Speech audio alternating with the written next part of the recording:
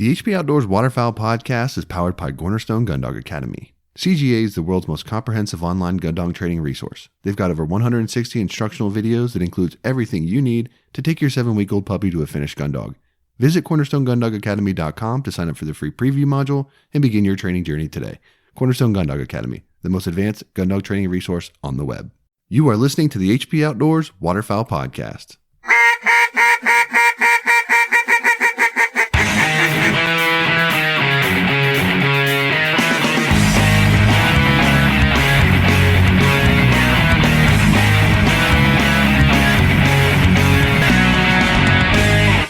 Since 1898, Old Town has been building the most advanced, quality watercraft products to give you the very best experience on the water. Whether you're hunting, fishing, or enjoying a relaxing paddle on the lake, there's a boat for every type of adventurer. If you haven't seen it, check out their newest offering, the new grab-and-go watercraft designed to function as your boat, blind, and retriever. The easy-to-conceal, 11-foot 9-inch, 56-pound Solo Sportsman is the ideal craft for those in search of a stable, lightweight craft that's easy to paddle and even easier to transport or stash. Designed with the hunter and angler in mind, the Solo Sportsman is equipped with thoughtful shell, tackle, and tool storage, a comfortable and adjustable seat and foot braces, an accessory track, and rod holders. Check it out at oldtowncanoe.com/sportsman. Out in the field, how you've prepared determines how you'll perform. With balanced fat and protein to support peak condition, Eukanuba Premium Performance Dog Food enhances strength, energy, and endurance. So when the pavement ends and the truck doors swing open, you and your dogs are ready for anything. Strong, focused, ready for anything? That's a Eukanuba dog. Gunner kennels are engineered for your dog, designed for travel, and built for your peace of mind. The G1 kennel has set a new industry standard and put Gunner in a category all its own. They were started to protect your pet, and it continues to be at the center of everything that they do. Gunner's dedicated to building the best and safest pet travel crate on the market because man's best friend deserves man's best kennel. Check out their G1 series of kennels and accessories at gunner.com. All right, welcome. Episode 182. The HP Outdoors Waterfowl podcast, where your on-demand audio source for all things waterfowl and waterfowl hunting. If you're new, welcome. You can check us out over at hpoutdoors.com. You can find us on all of the great podcast catchers out there, iTunes, Stitcher, Spotify, all the good ones. You can find our show. You can also find us across social media, Facebook, Twitter, and Instagram. If you're a Facebook user, you can check out our Facebook listeners group. You can head over there and chat with a bunch of like-minded hunters. And my co-host, Dan Harushka. Dan, what's up, man? I wonder if I haven't checked the Spotify notes lately, but it seems like a lot of people are catching on to that with Rogan getting his giant deal a month ago or so. Yep. But besides that, I'm excited for the conversation tonight and, just hanging in there. I feel like I talked to you last night. It's because you did. No, I'm sitting here staring at you on this Zoom call, and you got your Boss sweatshirt on. Very, very timely for tonight's guest. We're the best sweatshirt ever. Best sweatshirt in the history of sweatshirts. It is. We're excited to welcome back to the show again, Lee Kjos with Boss Shotshells. Lee, what's up, man? Oh boy, I don't live that far south of Minneapolis, so you know what's going on here. Yeah, crazy times, and 2020 can just, we need duck season to get here, I think. We all need duck season right now, right? Oh, that's the truth. Yeah. Lee, I want to just dive right into it and get to something that you guys dropped on social media last night. And, you've had the comments stirring and the people coming out of the woodwork with their position on the 10 gauge. So, it's cool seeing you guys come into the market with the 10 gauge shell. Talk to us a little bit about that and talk to us a little bit about some of the, the comments and the feedback and stuff that you guys are seeing. Well, the feedback, what normally, like you watch a post or you think about a post, and not all the time you don't do them all for likes. I'm really into the comments. That's what really drives things for me. And then sometimes I'll post something that's maybe a little out there or a little fringe, just trying to see maybe who's out there and who's paying attention, or if you get feedback from them. So I talked to the group yesterday. Well, Brandon, I call Brandon. I tell him I want to do a post on that 10 gauge box. And he's like, Dad, what do you think? And I'm like, well, I don't I don't think it's going to do very. I mean, I think it's kind of going to tank actually. I think, but we might get some cool comments out of it, you know, because 10 gauge is, well, again, we can get into what we think about it, right? I love them. So I make the post and comments start pouring in, not just likes, but comments. And I think I don't even know where it is right now, but I think it wound up like at 800 and some likes and 160, 170 some comments. And that's a lot. Yeah. The comments are like overwhelmingly like killer. Like there was maybe one that was like, why? And I returned to the comment, like, what do you mean why? Like, why what? He goes, why make them? You don't need them. I'm like, well, that's not really, it's not really a need thing. It's like, if your bag is hunting late season field bullies, like I'm talking about giant, big honkers, right? They're tough, right? And if your bag is like stroking them at distance and making clean kills, and I mean, you got it. There's probably nothing better than shooting a 10. So anyway, we decided to make the shell because we had a number of customers that were asking. And after a while, we listen to what the customers say. That you guys know that from us. Like if there's something that you guys want and we believe there's clear value in the consumer to it and it fits our narrative, and we'll probably do it. So Brandon cooked up this recipe, and it's just like the rest of his shells. They're like the best. And we talked about shot sizes a lot.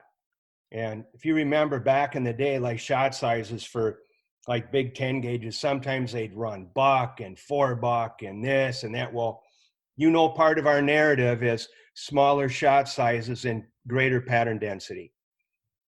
So This is going to be a 3.5-inch shell, 1.75 ounces of number 1s, number 2s, or even a number 4. So somebody would go, why would you put a number 4 in a 10 gauge? Well, if you ask us, if somebody said, what's your best goose load? And excluding giant honkers, if you take white geese, I personally don't, I mean, I shoot white geese with a 5, a copper plated 5, but a lot of guys love the 4. And little honkers like littles and stuff like that, and maybe even a spec might be a little bigger, but a lot of guys, a lot of the bossmen, they agree that the 4 is about the best shell, right? So I thought, can you imagine loading a 10 gauge 3.5-inch with a 4? Like what that would look like and what that would do. I'm like, oh, let's do it. So it turned out great. And the buzz and the stoke that came from yesterday was outrageous. Now we got guys calling. They're trying to buy 10 gauges. They're talking about their dad's gun or their grandpa's gun, and they're pulling them out. It sounds like they're not going to last very long. So, and cool. that just to chill people out, they're not on sale or shipping till August. Is that right? I'll ship in August. Yep. Right. I just wanted to put that out there before everyone starts bombarding you. I put that at the bottom of the post, but also when the new website launches on Wednesday, it'll be on there too.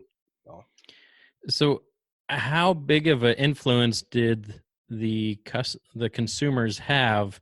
Because it seems like everything's been going, 20 gauge, 28 gauge, 16, like I'm not saying a 20 gauge is off, but a 28 gauge, everyone's trying to get into like the off sizes, right? Yeah, right. So it's a little to be able to push all that out, and then boom, you're coming with the big boy, so there had to be a little bit of influence there. Well, there is a couple of things there. If you look, and you're right, the sub gauge movement right now is, it's on fire, right? We can't make enough 20 gauge and 28 gauges. And then the amount of guys that are even starting to shoot ducks with 410s again, like vintage side-by-sides that are 410s. And, especially a lot of these clubs, it seems now, they don't shoot 12 gauges at those clubs. They go sub gauges because the impact of the gun is it's so much less, right? Well, the other thing we found out about our Boss sub gauge was the amount of comments we got from guys that brought their old guns out or their dad's old guns out and started to shoot those guns again, and how cool that is that they bring them back into play, right?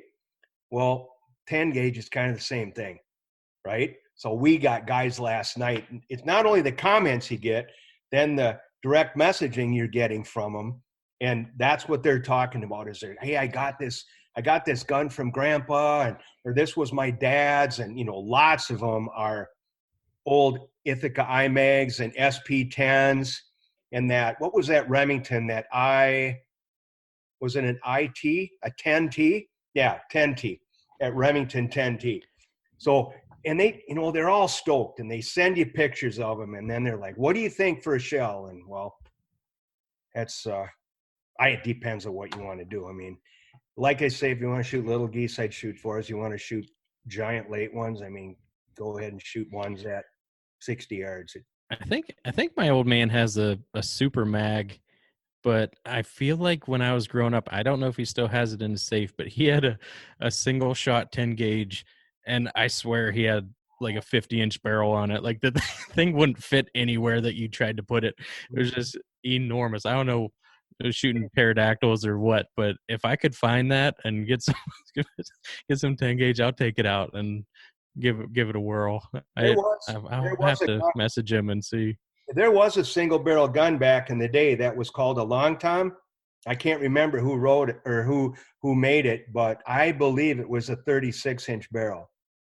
I'm thinking he might have had one. The thing is, it's ridiculous looking. I'm just like, what? How do you transport that? Like, it's looks like a boat paddle, right? Chamber 3.5. I just remember it was a bolt action single shot, and there's just a whammy thing. So we'll have to check it out. That was like your punishment. Take the recoil up in that one. There's no. When you acted up in school, he was like, "Dan, grab the 10 and go out in the backyard. Shoot one into the trees." I still remember the first time I shot a 12 gauge. It was like those videos that you see, on social media going around when kids just get knocked on their butt. And he's like, "Oh, you can handle it. You can handle it." Man, I've never felt pain like that. It just wham. And I was like, that's not safe for me to do that again. So I can picture it now. You see all these YouTube videos of these chicks in bikinis shooting desert eagles where it like comes back and hits themselves in the face. I can see you out there in your little underoos trying to shoulder up a 12 gauge. There's Mickey Mouse right on the on the open banner. Yep. Yeah, it's funny.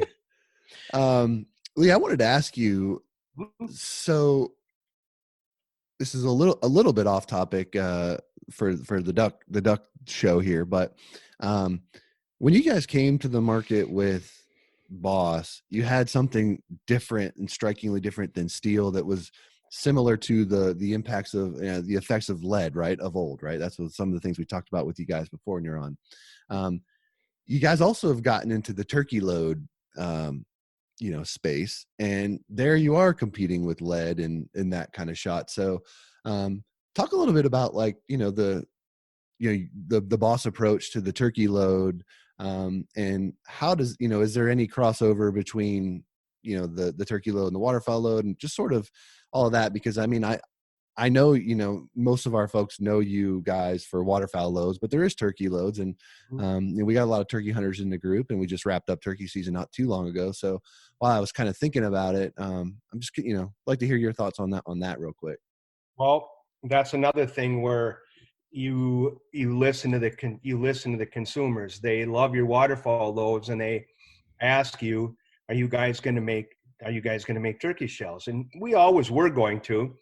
We maybe fast tracked them a little quicker than normal, but when you have that many people asking you, and the reason they're asking you is because they trust you. They have faith in what you're going to make for them. They're like, that'd be really cool. And it's brand loyalty is what that is. Yeah.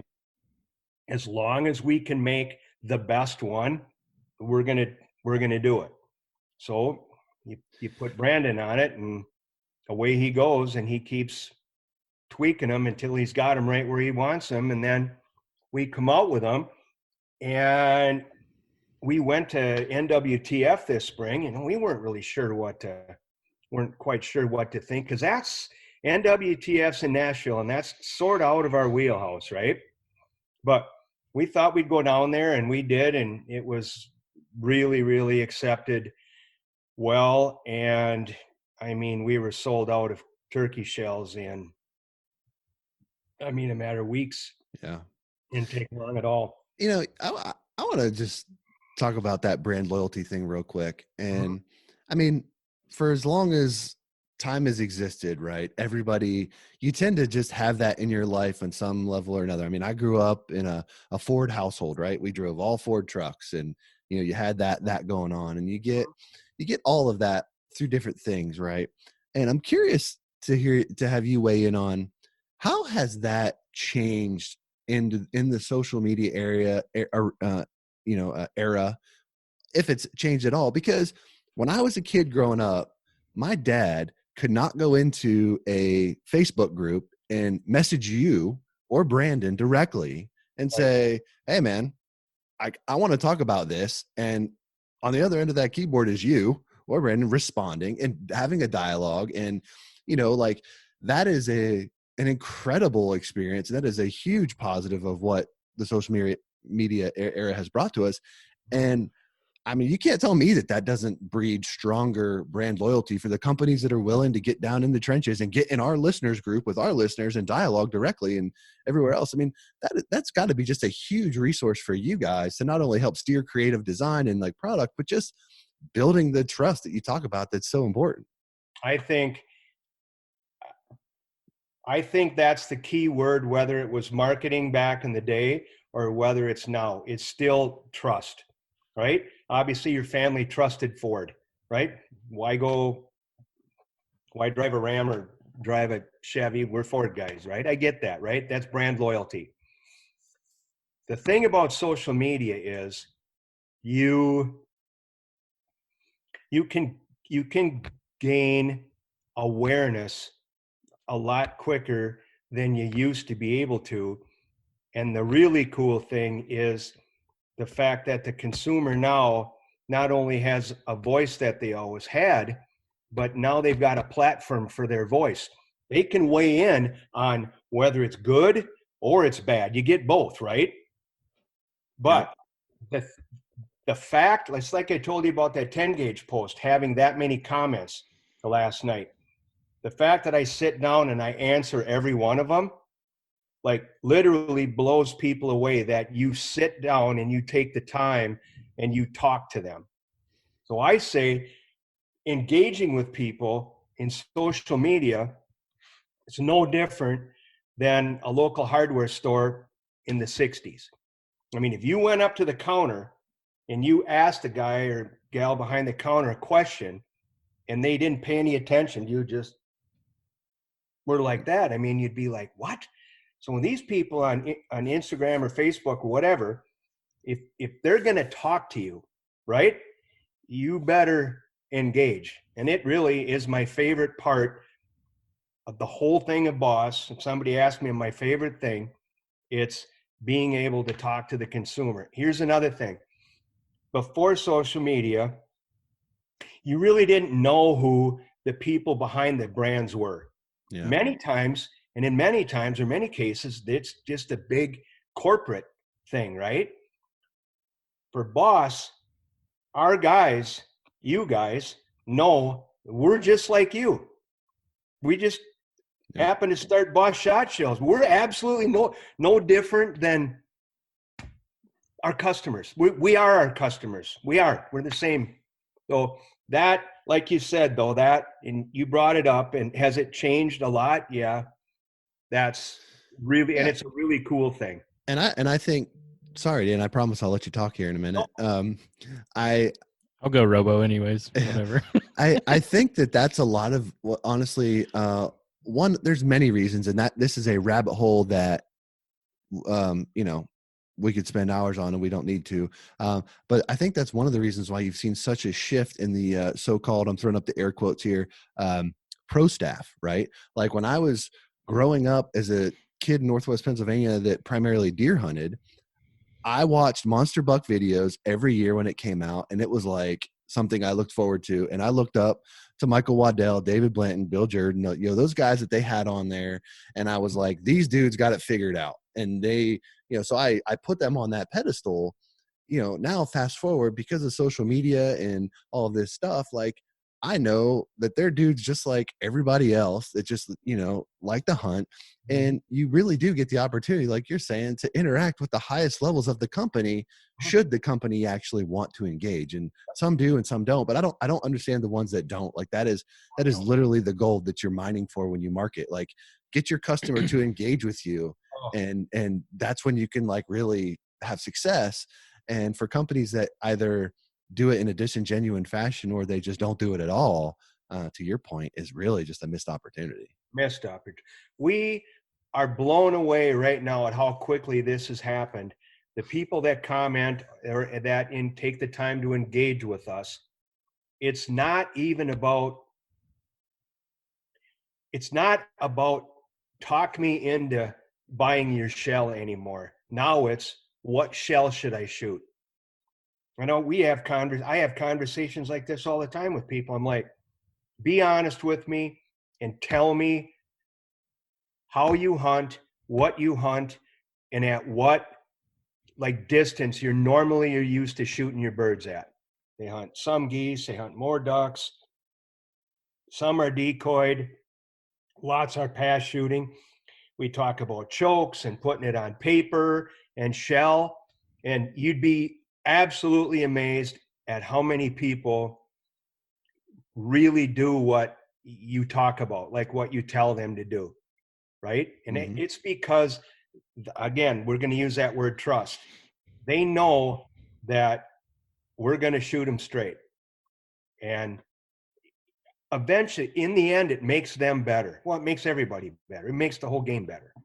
So, and social media, I mean, I got dragged into it kicking and screaming years ago. I mean, I wanted no part of it, right? No part. And I love it right now. I mean, I love talking to the customers. We have a couple partners of the show, and like Josh was saying, it is the gold that you're mining for. And right off the top of my head, Dustin Jones at 737 in our group. If someone has a question, bam, he's on it. Ricky and Haley from Lucky Duck, dude. I don't know how many people they've brought over from Mojo, just from our group, but I guarantee it's a lot, because they're in there answering questions. If there's one issue, someone might come in, well, I wouldn't buy that because I couldn't get the controller hooked up. And Ricky's like, well, you can try this. And if not, call customer service. Here's a number, call my number, and it's like, boom, there's a customer right there.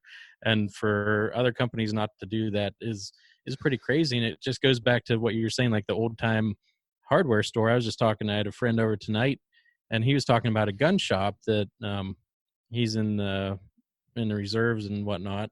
And he's like, yeah, this is up by the barracks. So I go up there, and I was like, I took a Kimber up there to trade in, and those guys wouldn't deal with me. They would barely talk to me. I was like, I left and went down the other side of my house, a few miles, and these guys are wanting to know why I want to get rid of a Kimber and get a Glock, and I just didn't feel like having a nice Kimber bouncing around in my truck when I could just have a Glock that I didn't care about, and the whole story and getting to know each other, and it's just, I'll go back to, I won't go back to that other store just from the one interaction. So well, and to add on to that point, Dan, with Ricky specifically, like, he'll chime in the group about if you got a question about smoking meat or a plethora of other things. Like he engages just like anybody else does, right? And for people to see that, that takes that wall down, right? It's just like, okay,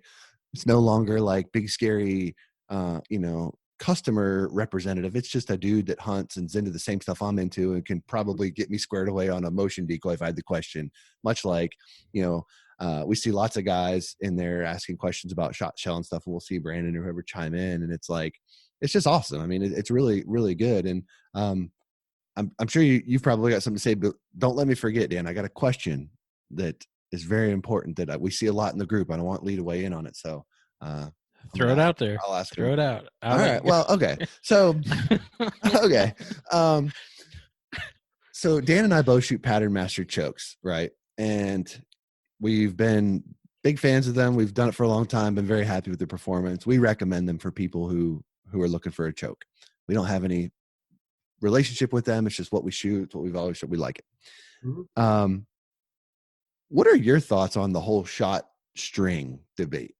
Because a lot of guys, that's the whole premise of the Pattern Master choke, is that it shortens the shot string, so you get more pellets on the target. And and I bring this up to you because a lot of guys want to talk about pattern in their gun, and you put it on paper, right? But that's at a stationary target, and if you're one dimension, if your bird is flying, shot string does factor in.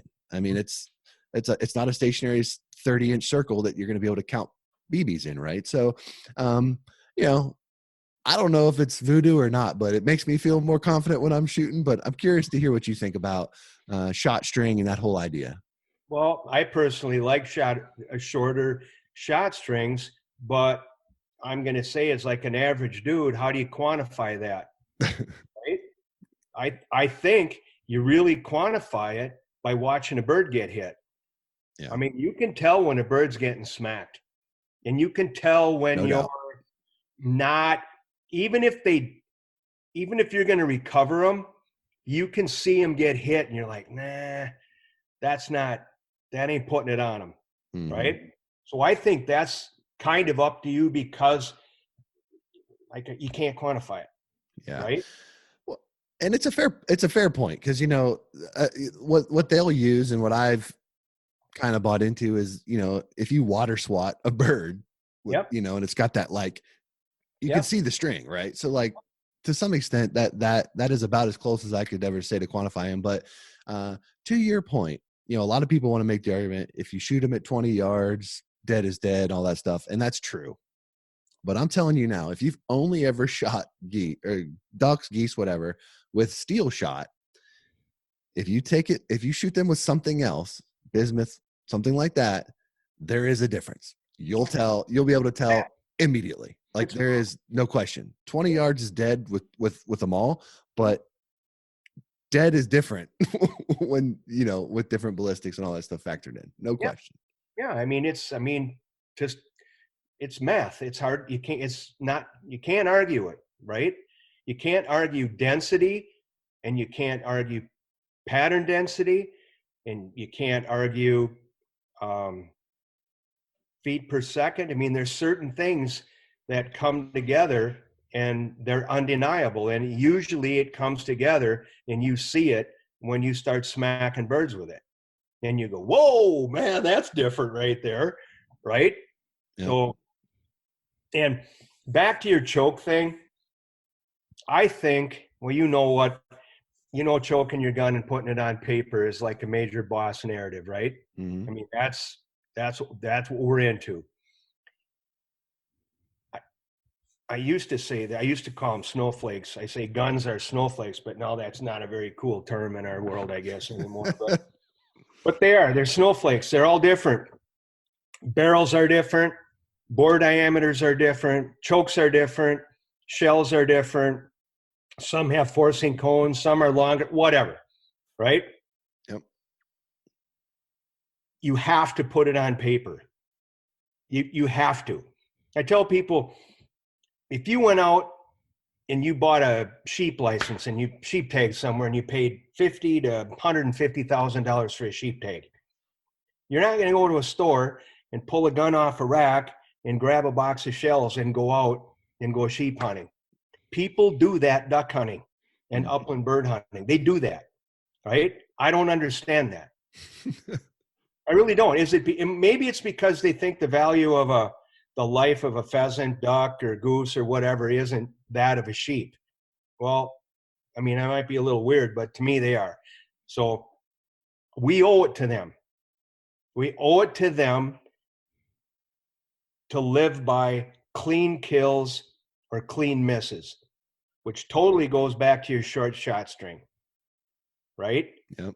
I'd rather have a short shot string that puts it on them or misses them, right? Yep. The one thing I can't stand is a cripple. I can't stand it. Drives me nuts, right?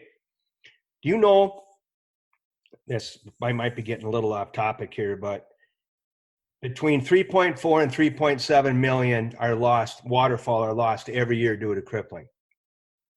Can you imagine if we did our homework, we patterned,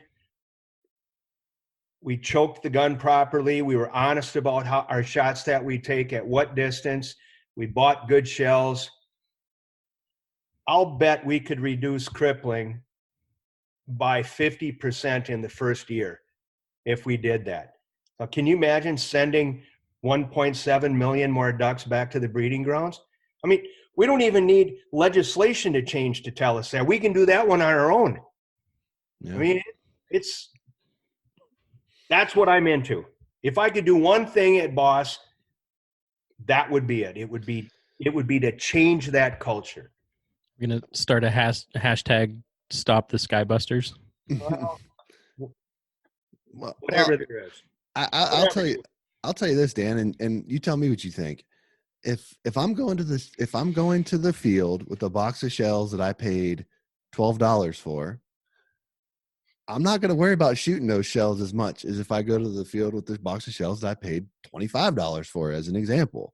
You know, you don't just want to throw those into the wind and just say, you know, let's see what happens, right? Like, you do think more about that. And I think more about like these hunts where they limit the amount of ammo that you can take to the field. If you can only take 10 shells, would you take the same 10 shells from the $12 box of ammo, or would you take 10 shells from the $25 box, right? I mean, when you put it into that perspective, if you really think every shot counts, or I have to make every shot count, would you play it differently than if you said, I got a whole case that I just got from Rogers for $100 for the whole thing, and I'm going to send it. You know what I mean? It's a different mindset, no doubt. It totally is.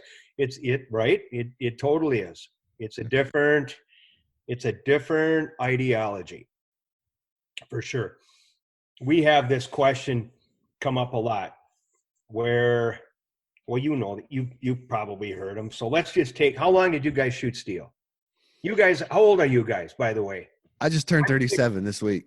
I'm 60 to be all, you know, totally transparent. So you're what, 30? 37. You never shot lead. No. Same. Right? Dan never shot lead, right?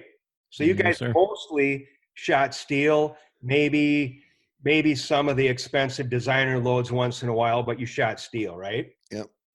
Okay. This will be a good chat, and completely unrehearsed, so it's not biased. You ever cripple a duck like a bluebill or a redhead or something like that on open water and chase that thing around with steel trying to kill it? Canvasback. Buffleheads all the time. Went through a box of shells on one canvasback. You know where I'm going with this, right? Yep. And when people say, like, they'll text me or they'll ask me a question and they'll go, dude, I really want to try your shells, but they're a lot of money for me. I get that, right? I do. I get that. And this comes back to, remember, we're just like you, dude, right? We're just like you guys. But here's the deal. The only time steel's cheaper is the day you pick it off the store shelf and buy it. Because once you go out and you start shooting ducks, you're going to spend more shells per recovered birds with steel than you do with copper-plated Boss. In the end, I'll promise you copper-plated Boss is less expensive. You got to do your homework, though. You got to pattern. You got to choke it right. You got to know what you're doing. And once you understand that, you're going to be light years ahead of where you were. So that's what I think. I believe you. I'll tell you right now, I've shot 6-8 shells at a bufflehead chasing it up and down the Potomac that just wants to dive on me all constant. You know what I mean? It's a thing for sure. We had one of our good friends, an outfitter, on the Platte River this fall. They were out hunting, and one of the clients crippled a canvasback, crippled a bull can. It was a pretty one too, a really white one. The guy wanted it really bad. and they chase that bird, and you know what it's like. You see about that much of the top of them, they're got their little head. Oh, they're just hard. Yep. And this guy was just dumping the gun, 1, 2, 3, loading it, 1, 2, 3, chasing it. Finally, the outfitter said, will you just take one of these and shoot it? And the guy didn't want to. He loaded it up again, kept doing it. And finally, he just said, dude, take these. What he handed him was Shorty, right? A 2 3/4 inch number 5. Mm-hmm. One and done, right? Boom, dead. The bird was dead. The guy was converted right there. Got on the phone, ordered his first case of Boss right there. That's great. We hear it. We do hear it more. I'll be honest with you there. We do hear it more from the guides because the guides have the guys out a lot. Sometimes they guide 4, 8, 12 guys a day, right? And they really notice it on water. Well, you notice it way more on water than you do in a field. You're going to recover almost everything out of a field, but water's way different. Yeah. Yeah. The first time I shot Boss, went out just myself and my dog out on local lake, right at daybreak, man, coming in, boom, shot up through trees and dropped a stud black duck. And then I ended up shooting a Susie.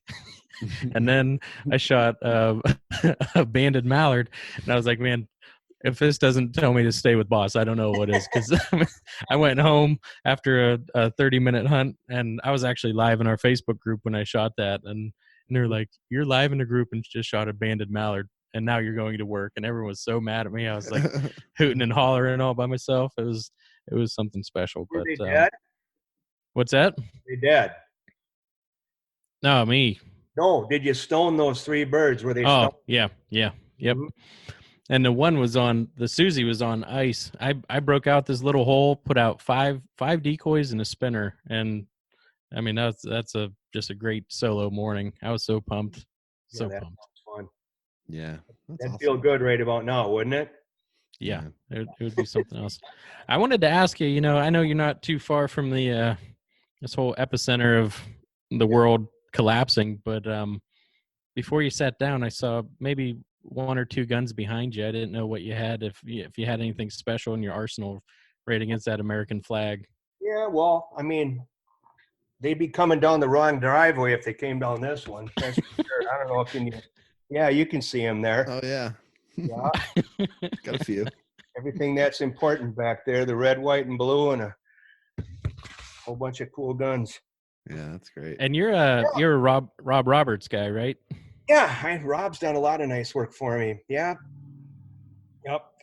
There's a lot of like really nice aftermarket products out there, and there's a lot of the choke guys right now are making chokes for Boss because they know it's a growing segment in their market, and you learn a lot about them. I mean, we've guys that want tight chokes that really want to put it on birds at distance right now. I mean, we're finding like 685s out of a 12 gauge is the sweet spot, and that's tight.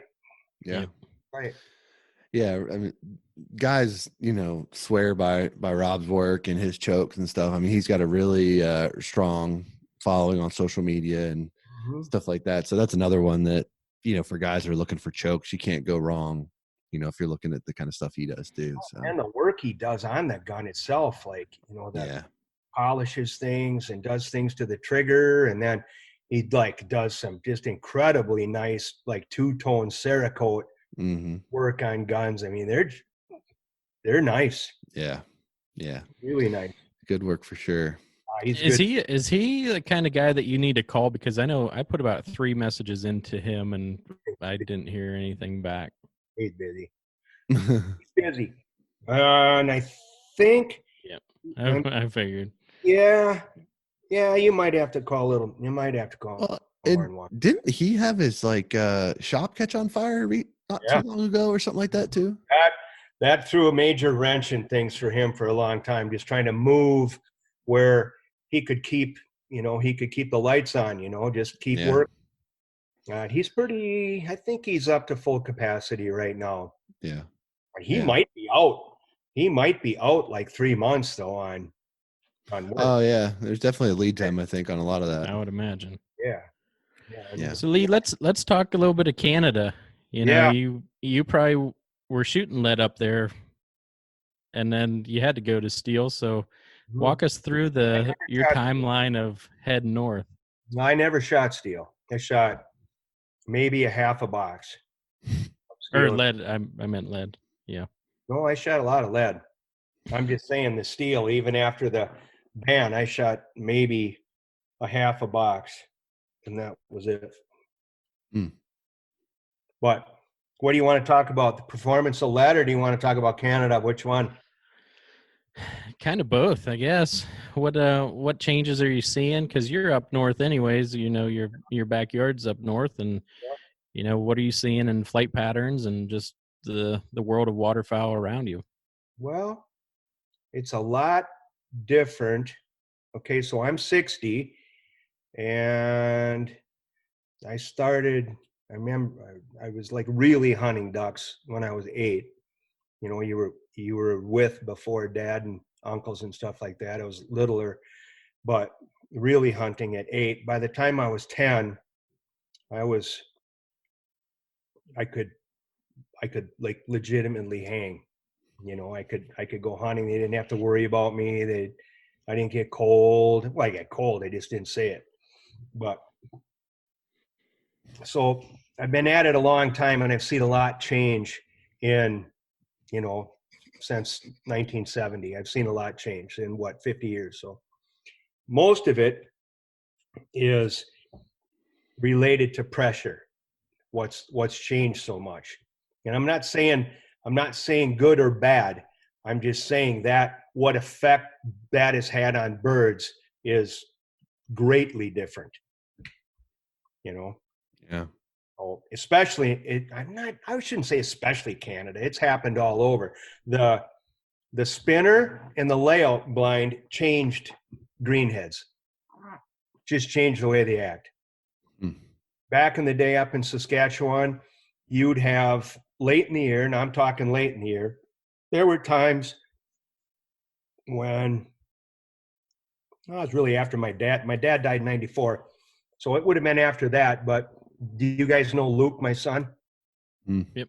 Okay, so Luke and I, he was a boy, little boy, and I'd have him up there. But there were times when we'd leave for Saskatchewan on Halloween. That's when we'd leave. Wow. We'd be the only people up there, and there would be greenheads like all over.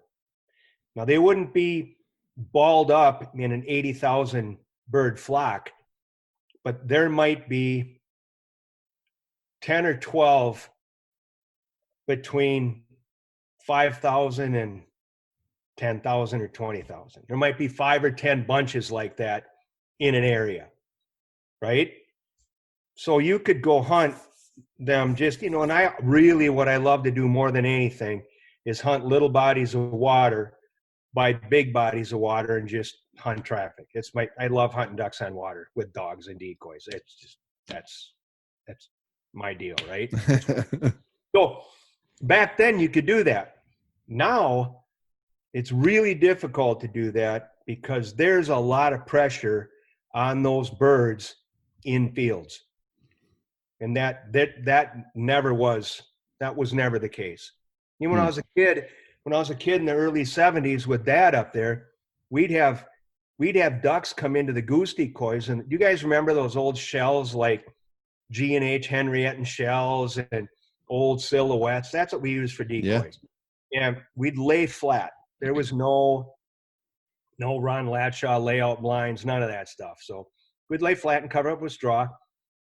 Mallards and pintails would come into the decoys, but we'd never shoot at them because we always shoot our ducks in the afternoon on water. You know, that's just like weird now. Weird. You know? But so it's changed a lot. I also think the pressure on their food every morning and every afternoon up on the northern prairies has forced them to ball up into way less flocks, way larger flocks like snow geese, and moved them out a lot earlier than they used to go. I think they're hunted on their food a lot. That's one major difference.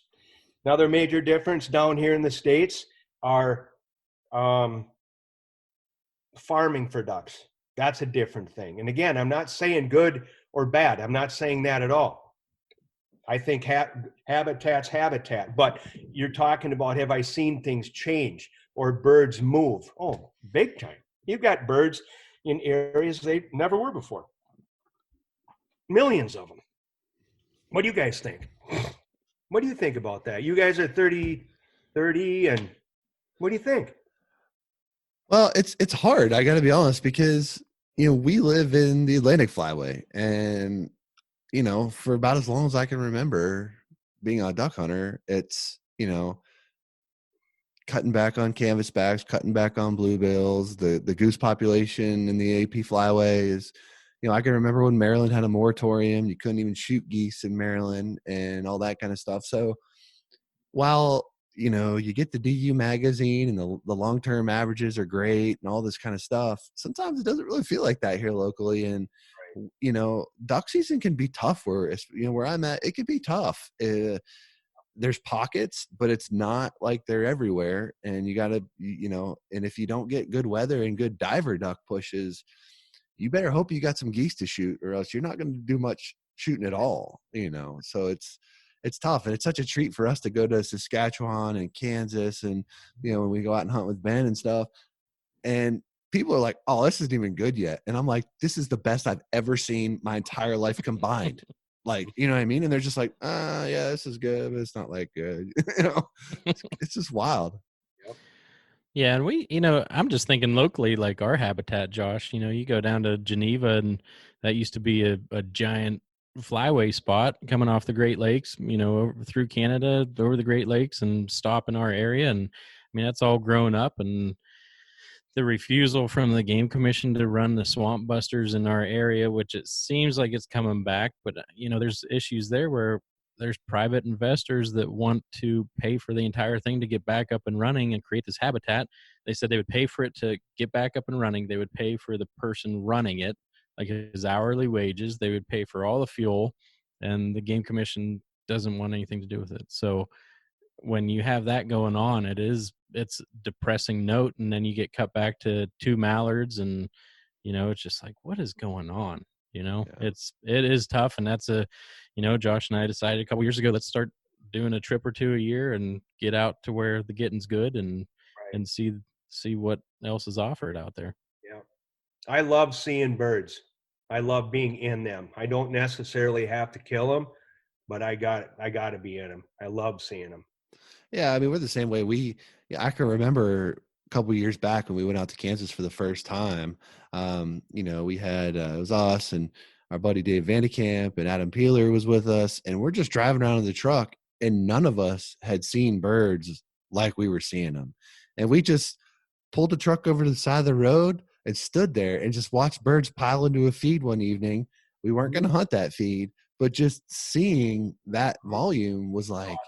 Yeah, and the whole night we were like little, I almost compare it to like my son when he's playing video games with his buddies, just like chatter about stuff. And we're like, oh, look at this group, like look at that group, like holy cow, look how that, it's just like nonstop, just excitement, right? And we just never I think, Dan, the only time I've ever had even close to that experience was the day we timed it right up on the Eastern Shore when we had all those canvasbacks coming off the Susquehanna Flats. Like that was, that was the day where tell me that story. I want to hear that one. So what was that like? I've never seen that. We were going out. We'd been going out to the Eastern Shore for an annual trip for a couple years, and we're always in communications with the guide ahead of time. And out there, the duck hunting is hit or miss, right? But the goose hunting is always pretty good. We could shoot 2 geese per guy. So we were like, yeah, but the guide, is always he's the kind of guy where he'll undersell and over deliver.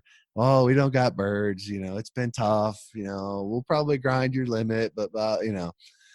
So we asked him if there was ducks around. He said, we don't got any ducks. And we're like, okay, we'll shoot geese, whatever. So we get there and we call him the night before, and we're at camp, and he's like, all right, meet me at this parking lot at this time. He goes, ducks showed up last night. And we're like, oh, what? Like we're pumped, right? Like we are pumped. And I think I want to say I was the only one in the group that had shot a canvasback, or maybe I hadn't shot one yet. No, I did. I had shot one. But I don't think you or Trav or his dad that was with us, I don't think anybody else had shot canvasback. So this is, so we get there, right? And there's a bunch of geese that come off this water spot, and we're just kind of waiting. And all of a sudden you look up to the north, and you can just see white flickering wings by the thousands of them just rolling in. And what I remember about that day is I was watching these groups of, 200 or 300 cans in a knot, and I couldn't find a female. It was just all bulls.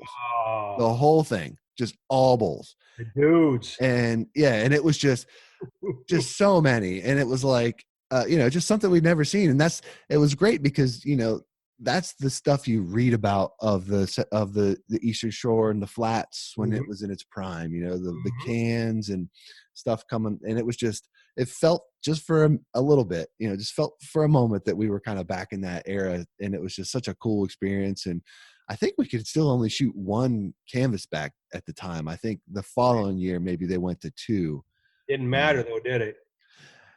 No, it didn't matter. It definitely didn't matter. We may have been able to shoot two. I can't remember. But we shot our limit of canvasback. It was only one. It was only one. We had like 5 or 6 guys in the blind. I was just trying to remember how many we killed, but that was it. I mean, the hunt was made. We were like, it was just incredible.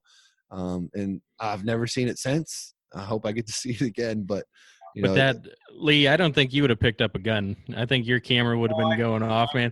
Oh, I'd have been taking pictures.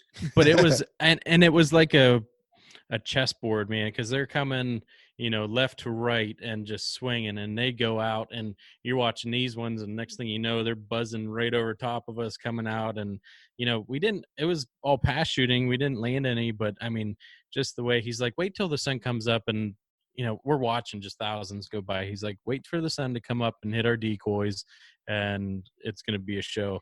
Well, man, they're just coming, and the way the sun was coming behind us and just making them shine, like it was incredible. But like Josh said, you have 300 canvasbacks, and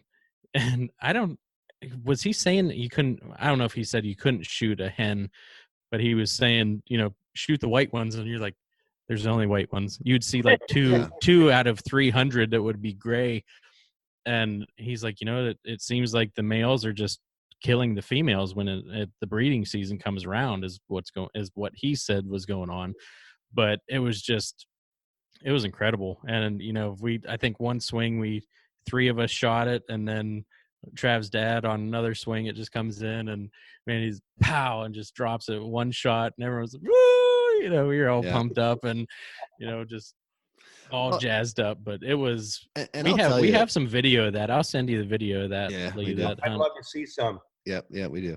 And that's the thing I'll say too. Like, I love, as much as the next guy, getting in a field with 5, 6, 7, 8 dudes, loading up big, A-frame blinds and getting on a big feed and just beating them down. Right. I mean, I love making piles as much as anybody, but the opportunity to have one of those, like, here we go with the air quotes again, gentlemen's hunts, where you don't feel the need to like empty the gun every pass. We knew we could only shoot a handful of birds. We didn't feel the need everybody shoot into the first flock that flew over top of us. And it really did allow us to sort of enjoy all that hunt was bringing to the table, not just the conclusion of the harvest. It was just the whole deal. Was really cool. And that's one that I'll file away forever and never forget, for sure. That was that first one that we dropped 3 birds. We ended up in a boat way out in the middle chasing one from the still shot.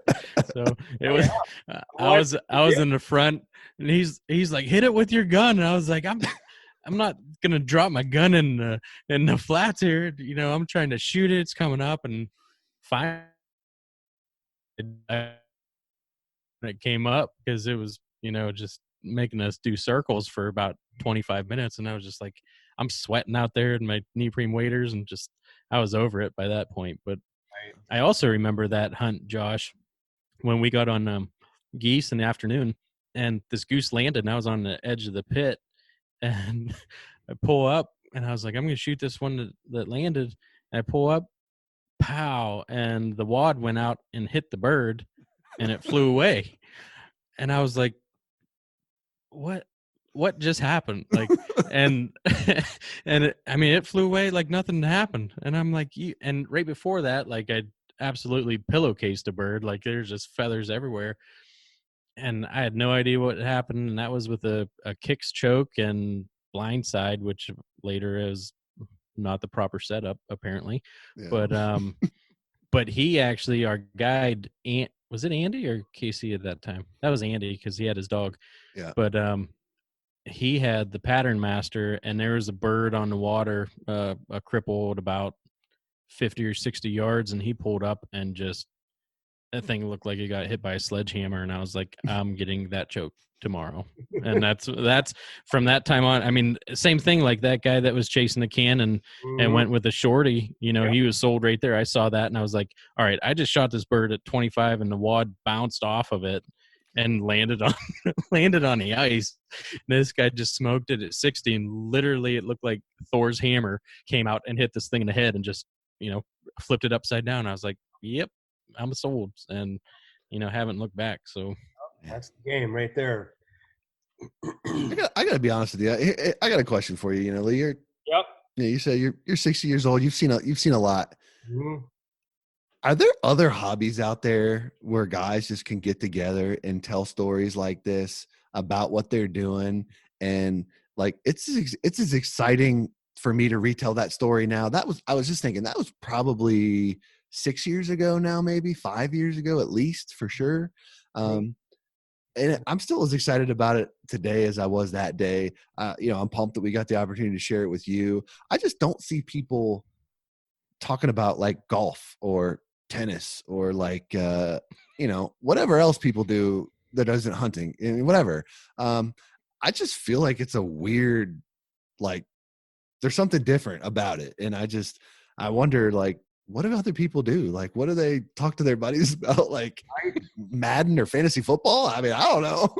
I think of all the, let's call it a sport. I think of all the sports out there, no sport compares to the history and to some degree the pageantry of waterfowling. I don't think there's any other group of people that share a common bond decade after decade like that. I like maybe to more of a localized region, opening of deer hunting season in the north, like deer, right? Deer camp would definitely have that, but waterfowling is all over the country. And like it doesn't matter if I go down to Texas or I go to Maine or I go up to Alaska. Ducks are ducks and duck hunters are duck hunters, man. It don't matter where we are. We're all the one big group. It is the coolest group too. I'll say it. I mean, I don't mind saying it. There's no other group that has what we have. No other group. I agree. I mean, I grew up, Dan and I grew up in Pennsylvania, hard of deer hunting, like you talk about. My family has a hunting cabin. I looked forward to going there with all my family, and it was a special place and still is. But I grew up, I can remember, Dan, you'll laugh at this. I can remember being on the football field during practice, particularly on Thursday nights when we would practice under the lights before a game on Friday. And I'd be standing there staring at the woods around our field. And I'm like, man, I bet you that'd be a good tree. I could probably get up in my climber in there. Like, I just used to think about deer hunting all the time. And I had buddies that duck hunted that would invite me. And I'm like, I got no time for a duck, man. Like, I don't get it. Like, I'm not into, whatever. And it wasn't until much later that I tried it. And, I was a project manager at the time. And one of my clients took me on a hunt. He had a guy back out and he's like, why don't you just come with me? I had no gear. I didn't have anything. And we're sitting out there, and were just sitting in a wood duck pitched into the hole, Drake. And I was like, whoa, it was like, turn the light on. I was like, I'm gonna go home and put all my deer hunting stuff on eBay. Like it was that quick. It was just that simple. But it was the ride up there. It was the talking the blind. It was all the stuff that builds into, that. And I just can't think it. I'm just like, man, I don't know where else that connection exists. I mean, I'm sure there is for somebody, different strokes for different folks, but for me personally, and a lot of the people that I know and stuff like that, it's, just seems like this is it. I think we have something special. I do, for sure. Lee, you mentioned it, but I have to ask you about Alaska. Yep. Ooh. Just tell me what. Yeah, go tell me a story from up there. I've seen some of your photography from up there, and just tell me a story. Tell me a story. What kind of beast is Alaska? Well, I can tell you, like a couple, like really not so cool things that have happened up there due to Alaska. Due to it, harsh conditions, weather, travel. I mean, I crashed in a little airplane one time on the tundra. Jesus. That was crashed on landing. And the plane went down. It was bad wind. It turned into heavy snow. And upon, like, you're trying to descend, you're coming down, and you could tell something like bad happened right away. There was 8 of us in the airplane, and then my dog, my lab. You know that photograph that I took of that yellow lab flying through the air? Yeah. Yep. That's the dog. His name was Talon. He was in the back. Oh, No wow. crate, because they didn't have room for the crate, so he's loose back there. Jesus. Well, I'm going to try to make it short. The plane goes down, but there was so much snow on the tundra at that time that it totally softened the blow. The plane went down, the nose dug in, and then the plane flipped over. The prop came off the plane and tore a hole down the side of it. It ripped the whole nose off. It tore all the landing gear off in one wing. Jesus. What? We got, banged up, and you're a little scratched and bloodied, but honest to God, nobody got hurt. Nobody was really hurt. So we got out. Wow. We got out of that and had a great time hunting. But boy, trying to get that dog in that airplane on a new airplane on the way back was no part of flying ever again. And that dog used to fly with me a lot. Wow. But I also had quite an experience on a 32-foot trawler up there and off Kodiak Island in an area called Raspberry Straits, where it meets the Shelikof. And where it met the Shelikof, it got really, really rowdy one night. And the captain said, when I make the Cape here, it's really bad. He goes, he wasn't expecting it to be that bad, but it was that bad. And he goes, if it rolls over, don't worry about it. Just hang on to there's like a brass rail up in front of the window on this trawler. Just take a leather belt off you and wrap yourself around that thing and hold on to that. And got hit by a wave, and it rolled the boat. Rolled the boat completely over. And the water was coming in the back. It literally looked like a bomb went off. And he had like a speedball on the wheel, and he's cranking this trawler like that. And you look up, and you get smacked by another wave, and the second one rolled it over again, and then it righted itself. He's told us before, he goes, if it rolls, he goes, there's so much weight in the ballast that the boat's going to right itself. Just hang on, we'll be okay. And it was a trip, but what? Oh yeah, this is blowing my mind right now. Wait, so tell me, is this all in the same trip, a plane crash and a boat flip, or is it those are different ones? They were a couple years apart, not maybe 5 years apart or so. And you kept going back. Oh, it's so cool, dude. Jeez, oh man, it's Alaska. If you guys ever get the chance, there's a couple trips up there. One is that there's a guy named Corey Henderson. He's a guide on ADAC, and that's a really, really cool trip.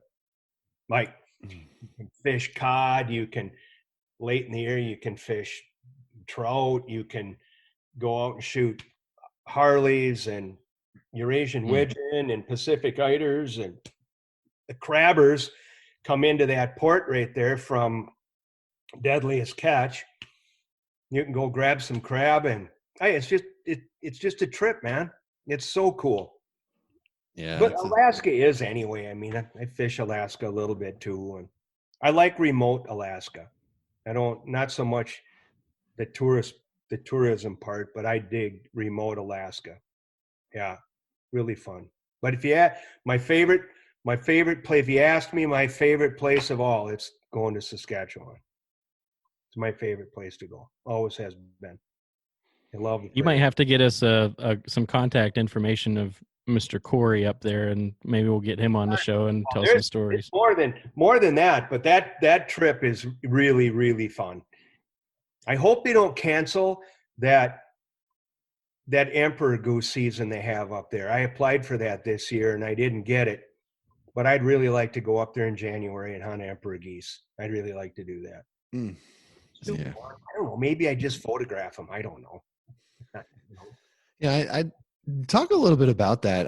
You know, we obviously talking Shotshells and stuff, but for folks that are listening that may not know, you know, about you as much, I mean, you know, you've been involved in a ton of, you know, things that have impacted the industry and, you know, been around for a long time. So just talk a little bit about that so people get an appreciation for just kind of how vast of an experience you've had, like within the waterfowl world. At least like the Wizard of Oz, he's the man behind the curtain that never comes out. He just builds these brands and then no one ever knows. Unicorn, right? Yeah. Well, I mean, it's first of all, it's been an incredible run, a great life. I mean, living the life of a location photographer in the outdoor world, to me, is about, I mean, it's about as cool as it gets. It's about as cool a job as you could ever ask for. I love art. I always have loved art. And I love ducks. And when you get the chance to combine the two of them, I mean, what's better? I mean, you can't even call, I mean, you can call it life's work. It's my life's work, but you really can't call it, like, it's not work to me. It's, I don't know. It's love. I love it. You know, I like making images, and I've been fortunate enough to shoot a handful of pretty good ones in my life. And it's, yeah, it's just, and there's times like you'd go, well, when you're out hunting or whatever, like when you're in Alaska on a trip, there's a time for photography. There's a time to pick the gun up and shoot a couple birds. And then there's a time to just sit there and not do either one of them. For me to sit there and do not either one of them is getting to be more and more all the time, right? I mean, did you guys ever see that movie, The Secret Life of Walter Mitty?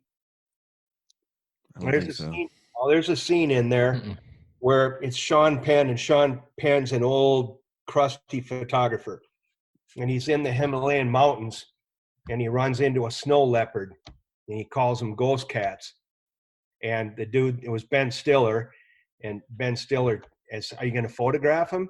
And he just sat back there and he's like, no, this moment's just for me, right? And you get like that because sometimes, especially when you're on location with a client, I mean, you're so wrapped up in your work that you don't ever take time to stop and think and look about like where you're at right now, right? Yeah.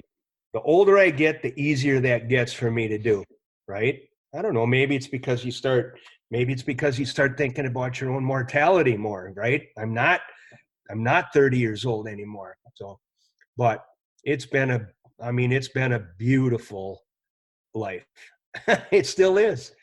It's Yeah. great. Yeah. I mean, the stories are just, I mean, I'm just floored, wrecking a plane, rolling boats. I mean, these are things you see in movies. I mean, this is crazy. Wow. That rolling, the plane crash wasn't nearly as scary as that night on that trawler on the Escape.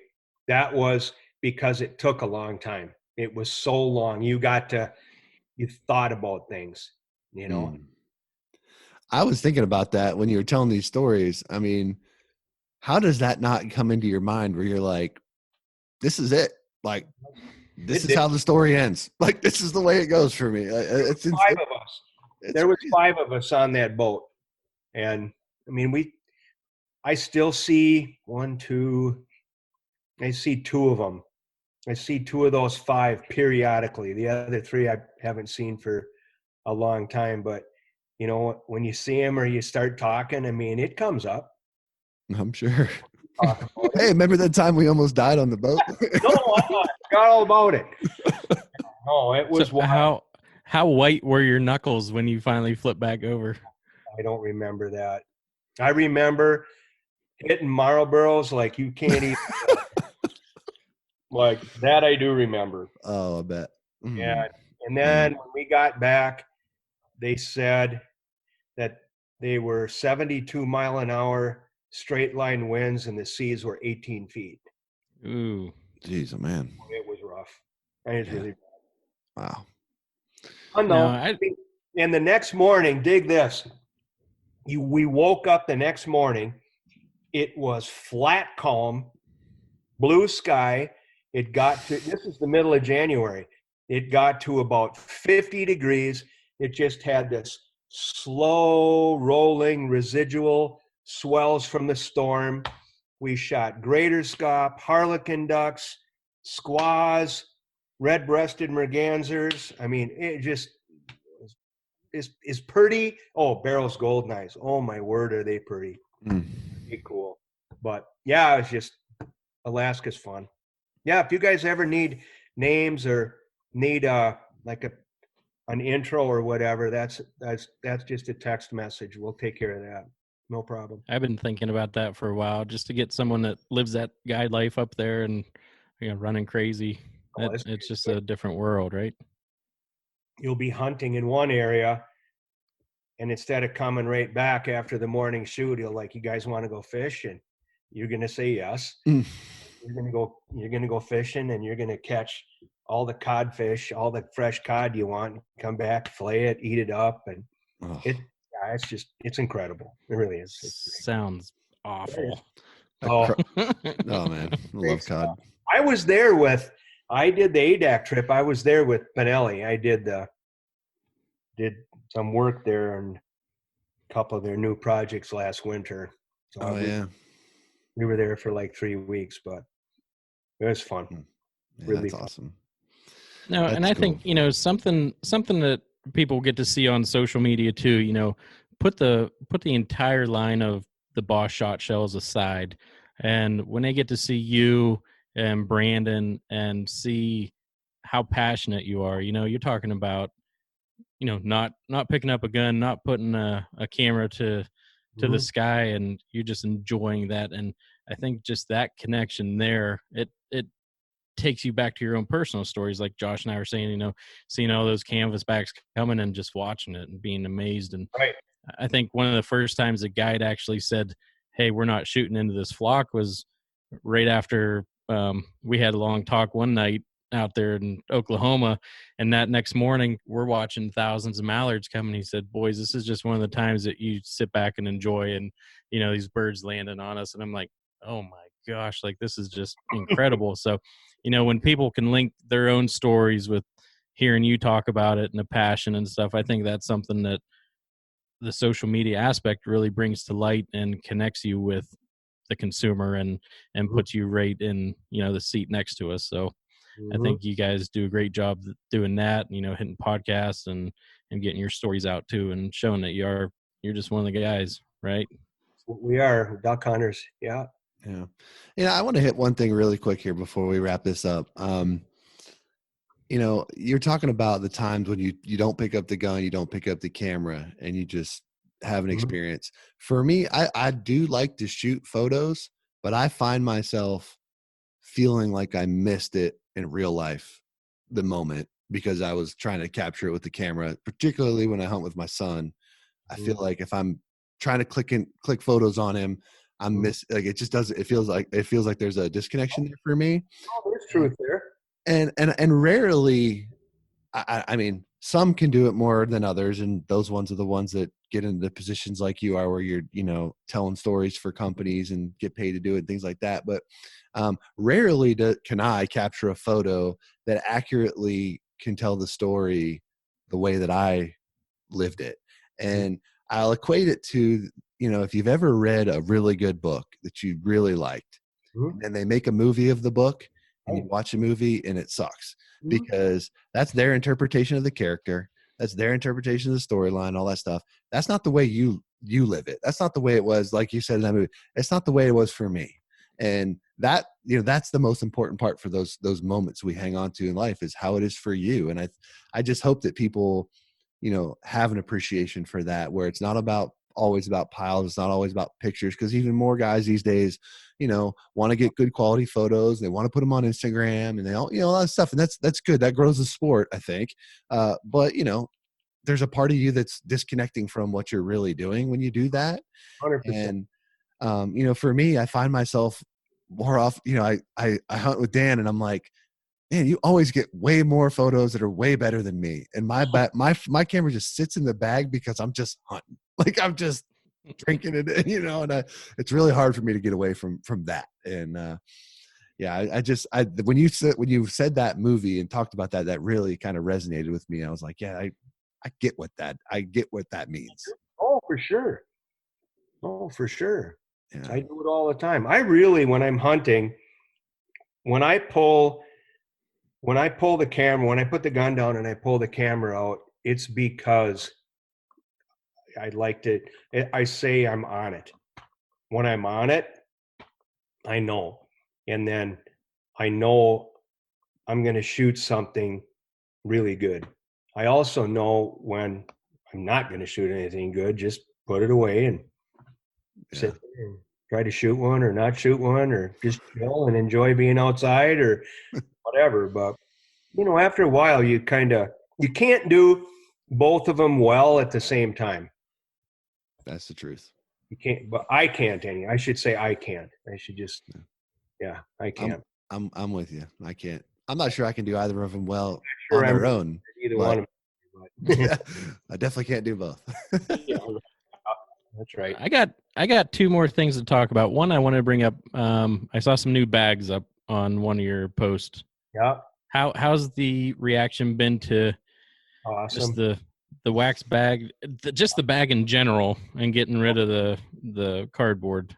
Well, that's been great. It's all. I mean, it's like, I, it's like a calling card for Boss. It's a signature item. I mean, we came up with that, and I mean, how many times have you been out and you've seen like flattened boxes of shells all over in like a highly hunted, highly hunted type area, right? I mean, other than the day you buy the box of shells, what do you do with them?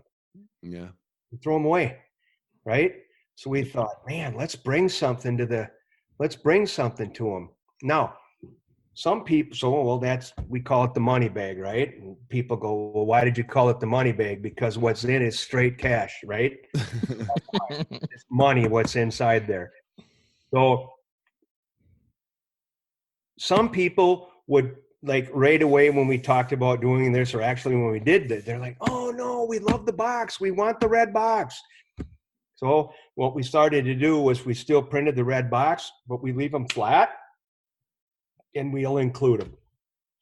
Sometimes people want more than two, so they can write in their comment section and they can order more than two. Normally they don't, but the bags last, they serve a function. They're cool and they look really, really good after time when they patina. I mean, you can wax them like you do your Filson gear or whatever, and Hmm. they start to really take on a good look. Well, I kind of turned into these new ones you're talking about that you saw in that post. We took mil spec leather. It's the same leather that would be on like a Danner waterproof boot, and then sewed that around the bottom. And then I started to design like special graphics for the bags.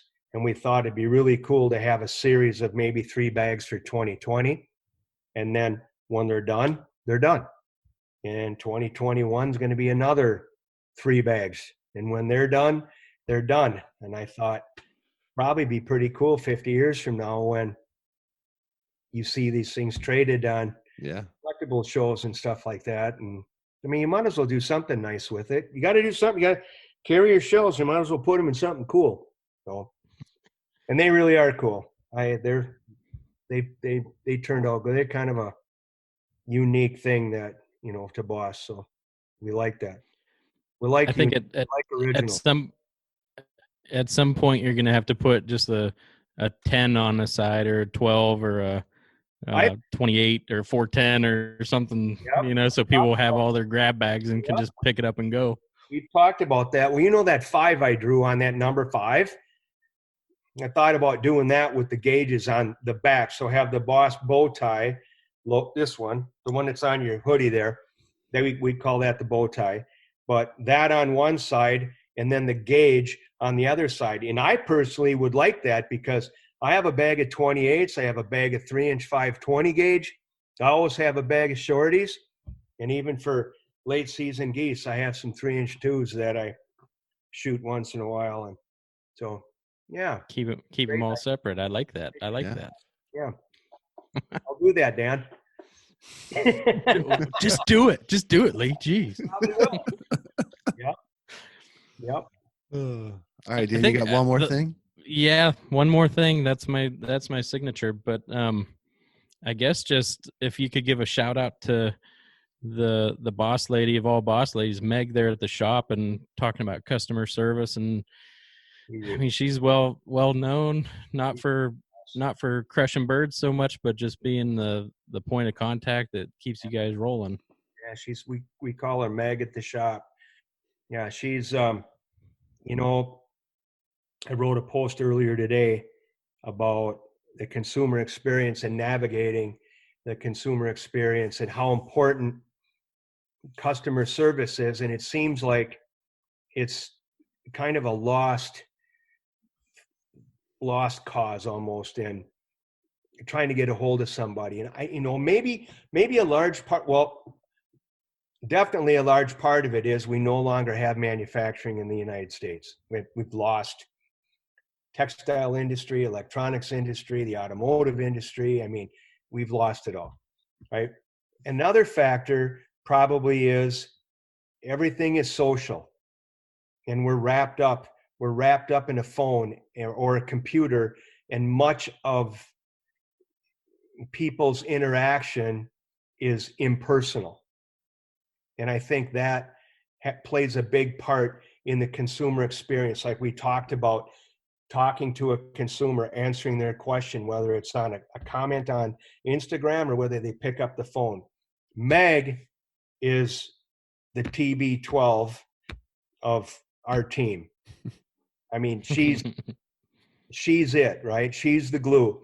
When a customer calls her, that customer can be the most rabid person from God knows whatever happened, but 5 minutes with Meg and that's over, dude. Right? I mean, she'll listen to it. She's strong enough though where you're not going to push her around. She knows her business. She understands shells. She knows what happens in cold weather to shells. She understands feet per second, shot size. She totally gets it. You're not going to pull nonsense over on her. But she's super fair, and at the end of the day, she's going to make it right, whatever it is. And there's always going to be a smile on her face. And yeah, she's awesome. She's one in a million. I say it all the time. I'm like, she's the best in the business when it comes to customer service, and I'll stand by that. She's good. Yeah. No question. He's going to be busy here on Wednesday, when we launch that new site and all that stuff goes live. That's going to be fun to watch her. She's going to be in action there. So, Yeah. Yeah. I mean, this is a big, it's an exciting time for you guys, and really I'm is. excited for you. I know, I can tell you from personal experience, building websites is not easy. It takes a ton of work. It's a ton of time, and knowing how you guys do things, I'm really looking forward to the experience of getting on there and getting into all and immersing in everything that you got going on there. So pumped up about that. Pumped up about 10 gauge coming out. Just good times, man. Good stuff coming from Boss. Yeah. Thank you. Yeah, and we appreciate your time tonight, man. We kept you for almost an hour and a half here now, but it's fun catching up. It's fun telling stories, and your stories are more fun to listen to, I think, than ours. I've never seen that canvasback thing, and that's my favorite duck. I mean, I used to, I'm a hopeless romantic when it comes to things like that, and I used to think about, man, what must that have been like on the Susquehanna Flats hunting cans back in those days on those giant celery beds, and you guys actually saw a little piece of that. I mean, I've never seen that. Yeah, and I've never rolled over in a boat, so I guess it makes us even. Oh, you got a lot of time left. You go to Alaska, you'll see some crazy thing. True. I'm telling you. Maybe I'll mess around and wreck a plane this weekend. Not serious. Hopefully not. Anyway, all kidding aside, Lee, thanks so much for your time tonight. Pumped up for the website, pumped up for everything you guys got going on. Looking forward to fall. And Dan, you got anything else here before we wrap up? No, I just copied the link to our YouTube. I'm about to send that video over to you so you could see a little bit of what we caught. So yeah, I want to see it. No, man, I appreciate it. Like I said, authentic and everything. You guys are doing it right. We're proud boss men, and appreciate the chance to be a part of everything you guys got going on. So we want you to know, and we mean this, that there's no way we'd be where we are right now if it weren't for you and guys like you. I mean, we're not even 2 years old yet. Yeah. We'll be 2 in October. Wow. And it's because of you guys. I mean, it really is. So we want to thank you. Anytime you need help, holler.